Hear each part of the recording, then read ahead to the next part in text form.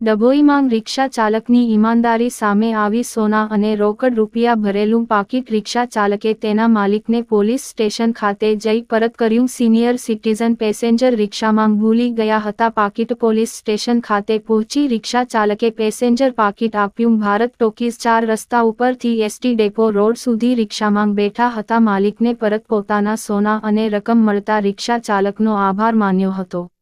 જાણવા મળતી વિગતો અનુસાર ડભોઈ ભારત ટોકીઝ 4 રસ્તા પાસેથી કાંતિલાલ જયરામભાઈ રોહિત તેમજ તેમની પત્નીબેન જયરામભાઈ રોહિત સિનિયર સિટીઝન બંને જણા ઓટોરિક્ષામાં બેસી ખેતીવાડી બજાર સમિતિ એસટી ડેપો રોડ ખાતે ઉતરીને રિક્ષા ચાલકના ભાડું આપી ચાલ્યા ગયા હતા. પરંતુ સોના અને રોકડ રકમનું પાકી રિક્ષાની સીટની પાછળના ભાગમાં મૂકેલું હોય. રિક્ષા ચાલક પેસેન્જર છોડીને તરસાના ચોકડી બીજા પેસેન્જર લઈને પહોંચી ગયો હતો. ત્યાં પેસેન્જર ઉડાડી પરત થતા તે દરમિયાન પાકીટ ઉપર નજર પડતા તેઓ તાત્કાલિક પોલીસ સ્ટેશન આવી અને પેસેન્જરનું આ પાકીટ રહી ગયું છે એને જમા કરી લેશો. પોલીસે તેના મૂળ માલિકને શોધી કાઢી રિક્ષા ચાલકના હસ્તે સોના અને રોકડ રૂપિયાનો પાકીટ પરત આપતા સિનિયર સિટીઝન બંને પતિ પત્ની રિક્ષા ચાલક મયુદ્દીન ઇસ્માઇલભાઈ કાકુજીની ઈમાનદારીથી ખુશાલ થઈ ગયા હતા અને આજના જમાનામાં પણ ઈમાનદાર લોકોની કમી નથી તેમ કહી આશીર્વાદ હતા અને પોલીસ વિભાગના અધિકારીઓ અને કર્મચારીને પ્રસન્ન કરી આભાર માન્યો હતો. Reporter Fazal Razak Khatri, GPK news.